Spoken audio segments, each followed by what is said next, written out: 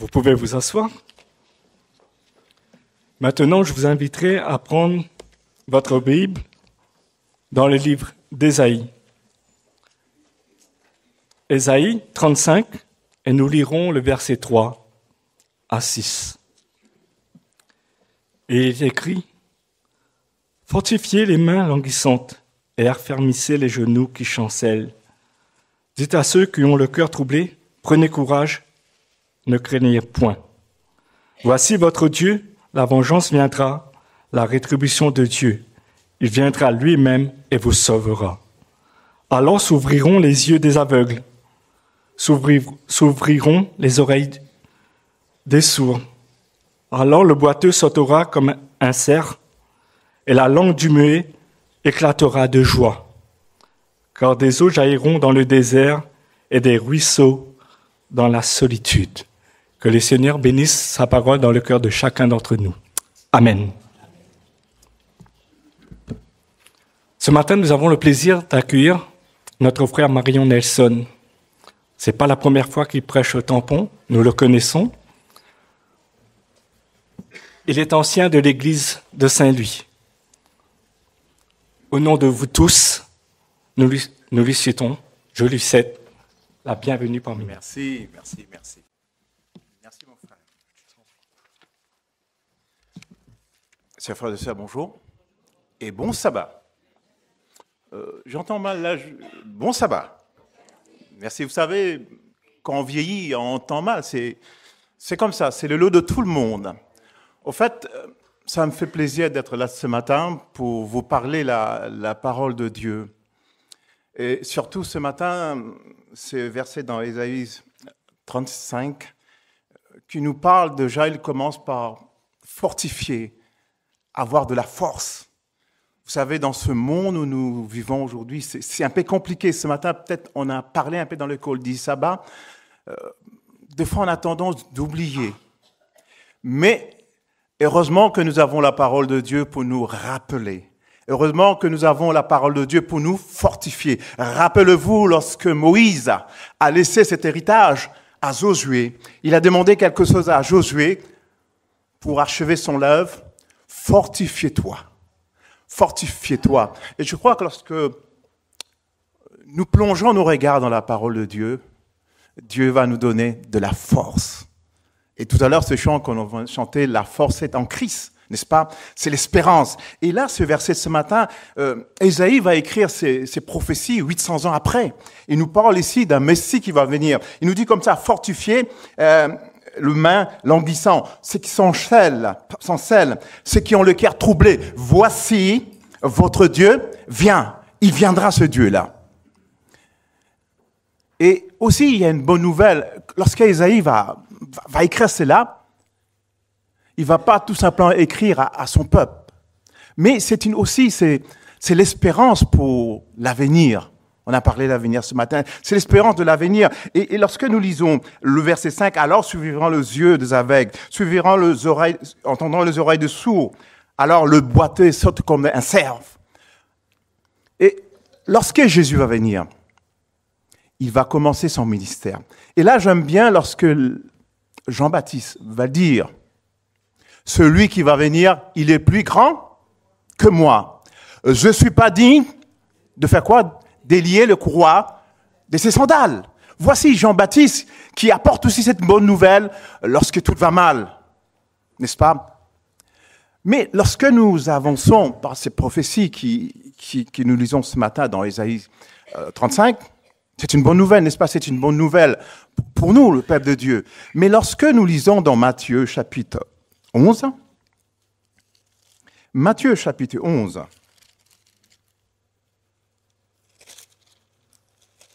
Alors, dans Matthieu chapitre 11, ces grands prophètes, ces grands messagers que Jean-Baptiste va dire, voici l'homme qui doit venir. Mais lorsque nous lisons dans Matthieu chapitre 11 et le verset 2, Jean-Baptiste, là, il est emprisonné, il est en prison. Mais, étant donné qu'il est en prison, il se pose la question, mais qu'est-ce qui se passe de ce Messie? Il n'y a rien qui bouge. Mais à un moment donné, lorsque nous lisons un peu plus loin, dans cette histoire. Et Jean-Baptiste va dire à ses disciples, allez dire à Christ, es-tu celui qui doit venir ou nous devons quoi? Attendre un autre. Et pourtant Jean-Baptiste, c'est lui qui prêchait au Jourdain, qui disait, voici l'agneau de Dieu qui ôte le péché du monde. Et là, il est perdu. Il attend une délivrance, il attend quelque chose qui se passe. C'est mon cousin. Il ne bouge pas, lui. Et qu'est-ce que Jésus va dire? Alors, étant donné qu'il va envoyer ses disciples, et Jésus va dire à ses disciples, allez dire à Jean que le mort ressuscite, que le malade s'en guérit, le boiteux marche. Et si nous voyons ici cette prophétie que Ésaïe a fait mention dans le chapitre 35, ça revient, il est là, celui que le Père attend. Et là, en ce moment, Jean-Baptiste pouvait aller tranquille. Il le rassurait. Il peut se reposer tranquille. Voici celui qui il est venu. Mais lorsque nous tournons notre Bible dans Jean, l'Évangile selon Saint Jean, au chapitre 5. Jean, chapitre 5. Et nous voyons ce que le prophète Ésaïe a parlé, et il est là. Il va achever son œuvre. Le boiteux marche, le sourd entend, le mort ressuscite. Lorsque nous lisons dans Jean chapitre 5, Jésus va monter à Jérusalem. Il nous dit au chapitre 5, après cela, il y a eu une fête de Juifs à Jérusalem. Or, Jésus à Jérusalem, près de la porte de Brebis, il y a une piscine qui s'appelait Bethesda, qui avait 5 portiques. Alors que Jésus va monter pour la fête à Jérusalem, au lieu de rentrer dans le temple, il va être à côté. Il y a un endroit qui s'appelait Bethesda. Vous savez que moi, le nom Bethesda signifie quoi? Maison de miséricorde. Par contre, dans ce maison miséricorde, Bethesda, je ne sais pas, ici à Pierrefonds, il y a une maison aussi qui s'appelle Bethesda. Maison du repos. Vous êtes au courant de cela? Oui, maison du repos. Là, Bethesda, c'est un lieu qu'on se repose. C'est un lieu qu'on est sécurisé. Maison de miséricorde.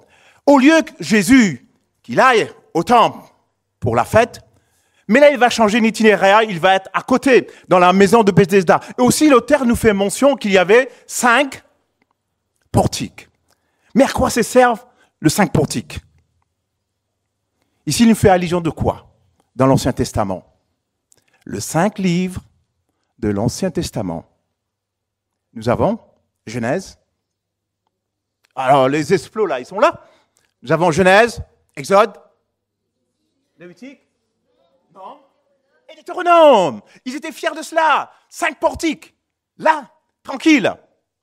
Mais malheureusement, dans ce lieu qu'on appelle miséricorde, c'est pas joli à voir. Et ce jour-là, Jésus a décidé, avant d'aller à la fête, de rentrer dans ce lieu. Le verset 3, il nous dit, sous ce portique étaient couchés des grands nombres, des malades, des aveugles, de boiteux. Et cela nous ramène encore dans Ésaïe chapitre 35, mes amis. Vous êtes avec moi? Ésaïe chapitre 35, il est là, le Messie.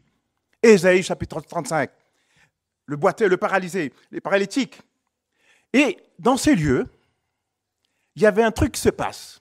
Il y avait ce mouvement lorsque un ange descend pour monter de l'eau, mais la première personne qui rentrait dans l'eau, il était guéri en premier. Oh, c'est une bonne nouvelle. Mais par contre, dans ce lieu-là, il y avait une personne, le verset 4 et 5, il y avait une personne qui est couchée là pendant combien d'années? 38 ans, mes amis. Waouh! Pendant 38 ans, il est là. Et on donne ce lieu-là, comment ça s'appelle? Maison des miséricordes. Pendant 38 ans, il est là. Et pourtant, cet endroit s'appelle miséricorde. On peut poser la question, je peux être dans l'église 38 ans, 40 ans, 50 ans. Est-ce que mon voisin, lorsque je suis fatigué, lorsque je n'arrive pas à marcher, lorsque je manque un sabbat, 2 sabbats, 3 sabbats, lorsqu'il ne me voit pas, est-ce qu'il y a un mouvement? Est-ce qu'il y a... Je suis concerné. Mais là, cette personne-là, il est là pendant 38 ans. Il est malade. Et là, Jésus va rentrer dans ce lieu-là. Jésus va rentrer dans ce lieu-là. Jésus va avoir une conversation avec lui. Lorsque nous lisons le verset 5, là s'est trouvé un homme malade pendant 38 ans. Jésus l'ayant vu couché, malade pendant longtemps. Et Jésus va poser une question. Veux-tu être guéri? Waouh! C'est bizarre, c'est étrange. Quelqu'un qui est malade, et là Jésus approche, il lui pose cette question. Mon ami, veux-tu être guéri? Et qu'est-ce qu'il va lui répondre? Il n'y a personne, je suis là, mais il n'y a personne, mes amis, il n'y a personne. Et vous savez, lorsque nous lisons Mana White dans Jésus-Christ, nous parle l'approchement de Jésus avec cette personne. Jésus ne va pas regarder cette personne à distance, Jésus va se mettre à son niveau, Jésus va parler avec lui. Mon ami, ça fait 38 ans que tu es là. Si on fait la calcul, il est là 38 ans, mais combien d'années Jésus a vécu sur cette terre? 33 ans. Cela veut dire, lorsque Jésus était au ciel, il était déjà là. Il attend. Et Jésus le voyait, mes amis. C'est ce qui est intéressant avec Jésus. Quelle que soit votre situation, quels que soient vos problèmes, quelle que soit votre maladie, Jésus nous voit. C'est pas une bonne nouvelle, mes amis? Lui, pendant 38 ans, il est là. Jésus a vécu 33 ans. Et Jésus, déjà, il a vu cet homme. Et c'est pour cela, ce matin, au lieu d'aller au temple, il vient pour son ami qu'il a besoin de secours. Et Jésus va se mettre à ce niveau. Il va poser la question, Seigneur, je n'ai personne pour me mettre dans l'eau lorsque l'eau agite. Il n'y a personne. Et là, je me souviens un peu lorsque l'apôtre Paul va le dire. Lorsqu'il voit lui-même qu'il ne peut pas sortir de lui-même, il essaye de vivre une vie parfaite. Il va poser cette question. Malheur à moi, qui je suis, qui peut me délibérer de ce corps de mort? Il va dire, grâce soit rendue à Jésus-Christ. Nous ne pouvons pas faire une vie parfaitement sans l'aide de Jésus. Et c'est pour ça l'homme lui dit, Maître, mon ami, mais ça fait longtemps que je suis là, il n'y a personne. Et Jésus vous pose cette question, veux-tu être guéri? Je ne sais pas. Quelle est votre vie? Quelle est votre santé? Qu'est-ce que vous êtes en train de passer? Ce matin, Jésus me parle. Jean-Marion, veux-tu être guéri? Sans hésitation, oui Seigneur. Je ne vous connais pas. Mais nous savons que nous avons un maître. Nous savons que nous avons un Seigneur. Que Ésaïe chapitre 35 nous a parlé. 700 ans. Il est là. Il est là pour vous et pour moi. Et là, cet homme va exprimer. Il va dire, il n'y a personne. Pourquoi? Parce que sa vision de choses était où? Il attend toujours dans l'eau, la piscine. Alors, au moins, il y a une personne qui me parle, mais il n'y a personne, Seigneur. Mais est-ce que tu peux rester là? Et j'aime bien avec ce Jésus-là. Le verset 8.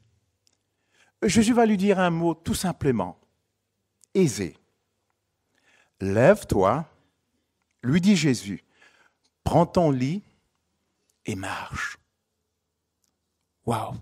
C'est pas compliqué avec Jésus.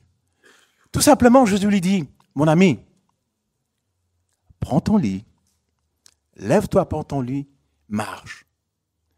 Et cet homme va se mettre debout. Cet homme va se mettre debout. Je ne sais pas quelle était sa réaction, comment il a pu prendre cela, mais tout simplement, il a écouté la voix de Jésus. Et j'aime bien lorsque Madame Voix nous parle, lorsque Jésus parle avec une personne, quelle que soit sa nationalité, quelle que soit sa religion, le coup de sa voix touche le cœur de la personne. Lorsque Jésus, il a descendu à son niveau, Jésus lui parle, il parle à son cœur. Vous savez que lorsque nous lisons Galates 5, le verset 22, l'Esprit de Dieu nous invite à avoir de ce caractère, la douceur, de l'amour. Lorsque un frère est fatigué, lorsque un frère est malmené, comment ma voix, comment avec le Saint-Esprit je peux consoler ses frères, comment je peux ramener ses frères. Deux fois, nous n'avons pas cet esprit d'amour. Lorsque quelqu'un est fatigué, lorsque quelqu'un qui est malmené, nous ne faisons pas le discernement. Mais heureusement, la Galates 5, verset 22, il pousse à l'église de Christ, d'avoir cet esprit d'amour, d'humilité. Alors que Jésus, lui, lorsqu'il parlait avec cette personne, mais la personne, elle était touchée. Lorsque Jésus parle avec cette personne, c'est l'harmonie. Il a compris que c'est un homme de Dieu. Et cet homme, le verset 8, « Lève-toi, prends ton lit, marche. » Mais dans cette histoire, pourquoi Jésus et pourquoi l'apôtre Jean souligne ici, « Prends ton lit, marche. » Vous pouvez dire tout simplement, « Mon ami, va, tu es libéré. » Mais pourquoi il invite aussi cette personne de ramener son lit avec lui, son grabat? Pourquoi? Rappelez-vous, c'était un jour du sabbat. Mais pourquoi Jésus insiste avec cette personne? Tu vas partir, mais prends aussi ton lit. Mais qu'est-ce qu'il y a là? Qu'est-ce qu'il dégage, Jésus? Qu'est-ce qu'il voulait dire? Alors, j'aimerais bien vous entendre, hein? Parce que là, j'ai l'impression que je parle tout seul. Hein? Comment?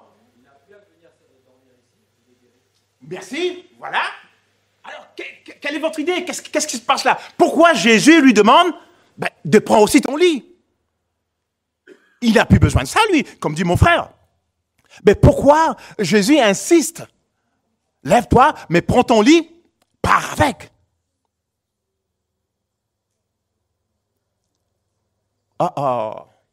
Il fait chaud, hein?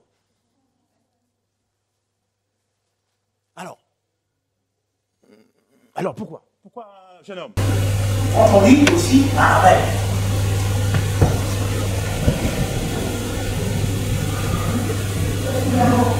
Oh, laisse pas moi tout seul, hein?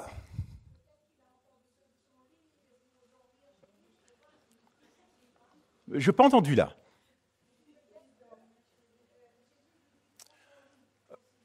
Vous savez? Non, il est guéri. On n'a plus besoin de cela. Lorsque Jésus fait quelque chose, il ne fait pas la moitié. Et vous voyez, je vais venir. Vous savez là, j'aime bien dans Lamentation de Jérémie, chapitre 3 et le verset 22, qu'est-ce qu'il nous dit? Ah, la bonté de l'Éternel, elle se renouvelle chaque matin. Après? Et sa fidélité est grande.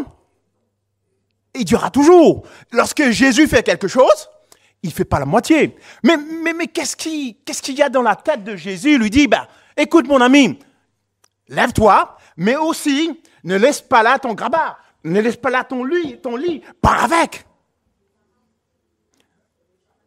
Vous savez, pour une personne comme ça, dans ce lieu, j'ai oublié de vous dire, vous savez qu'aujourd'hui, nous avons des structures, dans des maisons de retraite de vieilles personnes, il y a des Louisianes. Mais à l'époque, vous voyez, ça sent pas bon, c'est horrible. Mais Jésus demande à cet homme de prendre ton lit, aller avec. C'est lui qui était pour lui ce confort. Il dormait dessus. C'était son bien, il vivait avec. Qui portait ses maladies, ses souffrances. Je voulais dire comme ça, celui-là, c'est lui qui te portait. Maintenant, je t'ai dit, c'est moi qui t'ai dit, c'est toi qui dois porter. Tu as le courage, tu as la force de le porter. Vous savez, nos maladies, deux fois, lorsque nous ne connaissons pas où il faut partir, mais lorsque nous sentons la voix de Jésus qui est dans nos cœurs, Jésus nous donne du courage, ta souffrance. Tu peux le porter parce que tu peux le porter, c'est parce que c'est moi qui te le dis. Tes problèmes, tes soucis, tu le vois. Mais maintenant, ces problèmes qui étaient pour toi dans le passé, tu peux le porter. Et c'est pour ça que Jésus va dire, prends ces lits-là, pars avec. Maintenant, tu peux dominer dessus sur ta maladie. C'est moi qui te l'ai dit. C'est la bonne nouvelle que Ésaïe 35 nous a fait mention. Au verset 4 et 5. C'est une bonne nouvelle. Mais là, vous voyez, lorsque nous allons plus loin dans cette histoire, le verset 10, c'était un jour du sabbat. Il va sortir, il est content, mes amis. Alors en chemin, il va se passer quelque chose. Alors, des hommes, des pharisiens lui disent, hé là, tu vas où là avec ton lit là? Tu sais pas que le jour du sabbat, on n'a pas droit d'apporter ça? Mais vous savez, la religion, c'est... Souvent, je se reproche, chez nous, au lieu d'adorer celui qui a créé les sabbats, nous adorons quoi? Les sabbats. Vous me comprenez là? Au lieu d'adorer celui qui a fait les sabbats, nous adorons les sabbats. Tu n'as pas le droit de porter ton lit. Oh, au lieu de voir cette personne qui était là-bas pendant 38 ans, il le sait 38 ans, il voit le bonhomme, le malade, il est là, il marche. Au lieu de lui dire, ah mon ami, comment c'était passé? Qu'est-ce qui se passe? Qui t'a guéri? Mais non! Oh, t'as pas le droit de faire ça. Non. Dépense ça là. Lui, il dit, qui a fait ça? Je dis, je ne sais pas moi. Mais celui qui m'a guéri m'a dit, prends ton lit. Vaut mieux d'obéir à Dieu qu'aux hommes. Lui, il a compris le message. Il a pris son travail, il a marché. Et là, lorsque nous allons plus loin, il dit comme ça, il répondit, dis-nous c'est qui? Dis-nous c'est qui? Alors il demanda à cet homme, dis-nous c'est qui? Parce que il voulait mettre à mort Jésus. Vous avoir guéri une personne le jour du sabbat. Vous voyez? Vous voyez la mentalité du sabbat? Le sabbat, on a le droit de faire du bien. De sauver une personne. Et même Jésus, à un moment donné, va faire reproche à ces gens-là. Lorsqu'il y a une brebis qui tombe dans un précipice, qu'est-ce que vous allez faire le jour du sabbat? Vous allez l'enlever ou pas? Si, on va l'enlever. Mais ici, c'est un être humain. C'est un créateur de Dieu. C'est ton frère. Il nous dit qu'il voulait faire mort à Jésus.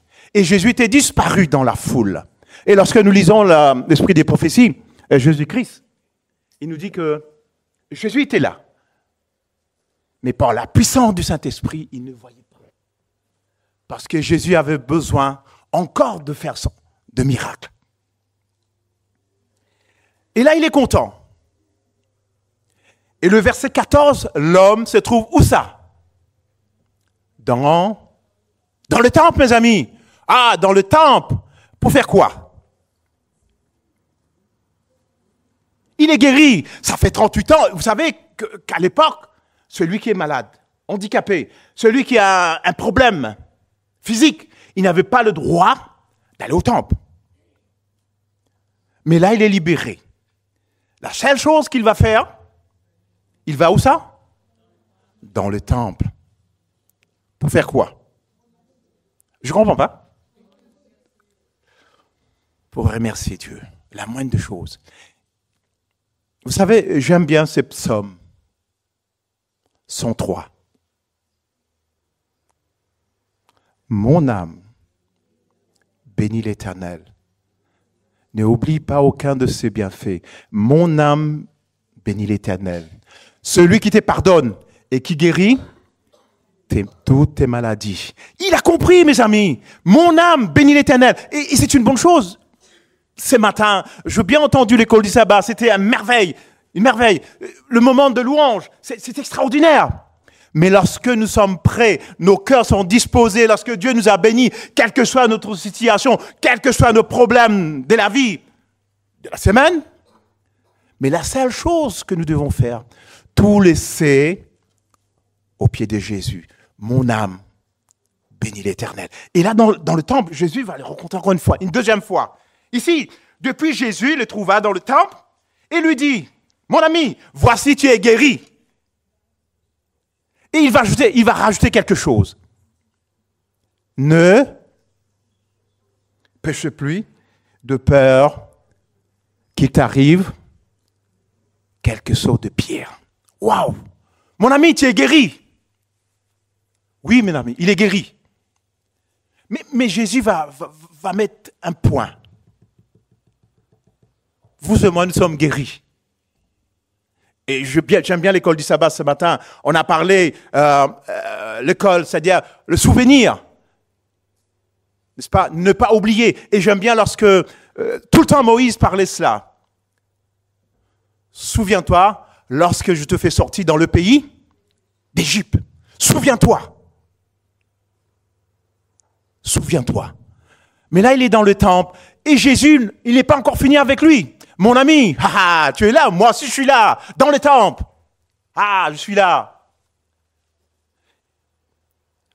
Lorsque nous lisons le verset 6, 7, quand les gens lui ont demandé, qui est cet homme qui t'a guéri? Qu'est-ce qu'il a dit? Je ne savais pas, je ne connais pas cet homme. Mais la rencontre, ça va se faire où ça?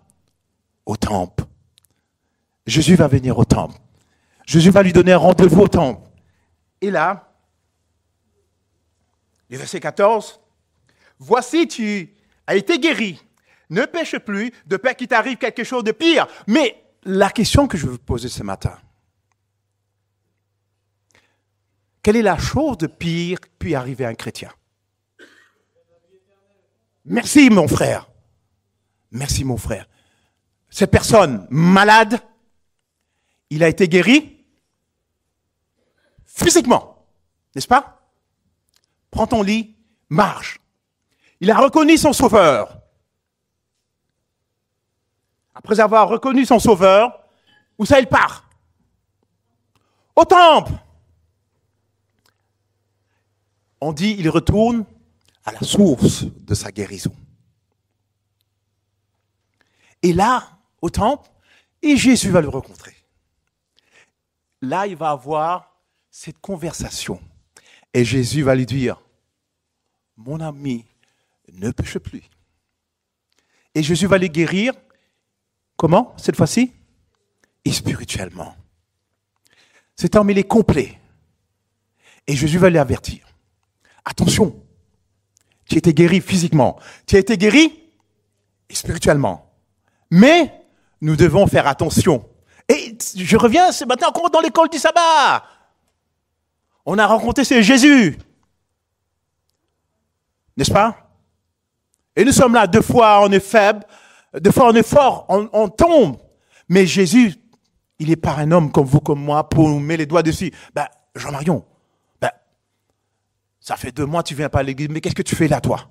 Jésus, lui, il connaît. Heureusement, c'est Jésus, il connaît mon cœur. Mais Jésus va rencontrer cet homme dans le temple. Mon ami, tu étais guéri physiquement et spirituellement, mais attention,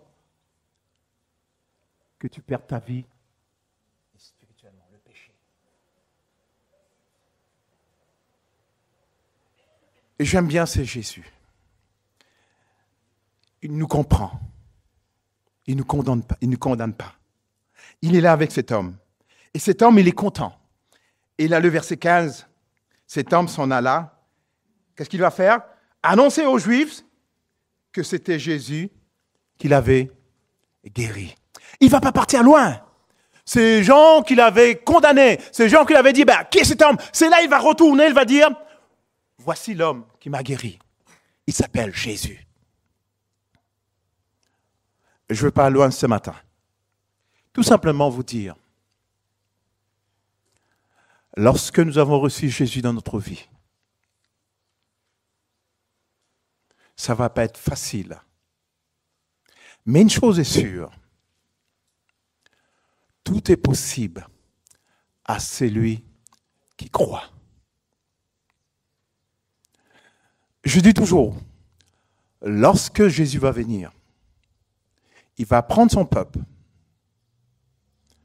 un peuple qui a la foi, croire, quelle que soit son origine, quelle que soit sa religion, mais Jésus regarde au cœur. Ta foi, va, ta foi t'a sauvé. Et il va dire à la fin de son discours, lorsque le Fils de l'homme viendra sur cette terre, trouvera-t-il quoi? Que je suis ici à l'église, chaque Shabbat, chaque vendredi soir, chaque mercredi, pour la réunion de prière. L'homme frappe qui regarde aux yeux, mais l'Éternel regarde au cœur. Lorsque le Fils de l'homme viendra, trouvera-t-il de la foi? Où ça? Non, pas du tout. Là, nous sommes dans l'église, là. Hein? Je parle de nous, là. Là. Mes amis, la foi, il ne faut pas regarder les gens du dehors. Non, mes amis, vous et moi. C'est ici la persévérance de saints qui gardent le commandement et la foi de Jésus-Christ. Que Dieu puisse nous bénir, que Dieu puisse faire grandir notre foi, afin qu'un jour, lorsqu'il viendra, nous vous disons merci Seigneur pour tout ce que tu as fait pour moi. Et que son nom soit béni, que son nom soit exalté dans le nom de Jésus. Amen.